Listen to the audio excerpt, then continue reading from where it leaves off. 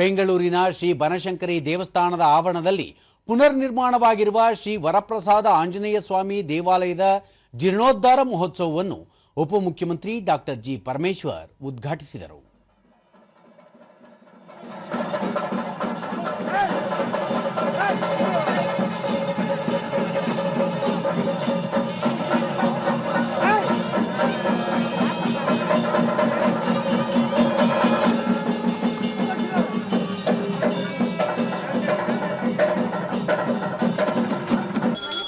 ಬಳಿಕ ಅವರು ದೇವರ ದರ್ಶನ ಪಡೆದರು. ನಂತರ ಜಲಸಂಪನ್ಮೂಲ ಸಚಿವ ರಾಮಲಿಂಗಾರೆಡ್ಡಿ ದೇವಸ್ಥಾನಕ್ಕೆ ಭೇಟಿ ನೀಡಿ ದೇವರ ದರ್ಶನ ಪಡೆದರು. ದೂರದರ್ಶನದೊಂದಿಗೆ ಹಿರಿಯ ಆಗಮ ಪಂಡಿತ ಜಿಎ ವಿಜಯ್ ಕುಮಾರ್, ವರಪ್ರದ ಆಂಜನೇಯ ಸ್ವಾಮಿ ದೇವಾಲಯ 300 ವರ್ಷಗಳಷ್ಟು ಹಳೆಯದಾಗಿದ್ದು ಶಿಥಿಲಾವಸ್ಥೆಯಲ್ಲಿದ್ದ ದೇವಾಲಯದ ವಿಮಾನ ಗೋಪುರ ಸೇರಿ ಆಲಯವನ್ನು ಜೀರ್ಣೋದ್ಧಾರ ಮಾಡಿ ಕುಂಭಾಭಿಷೇಕ ಕಾರ್ಯ ನೆರವೇರಿಸಲಾಗಿದೆ ಎಂದು ಮಾಹಿತಿ ನೀಡಿದರು.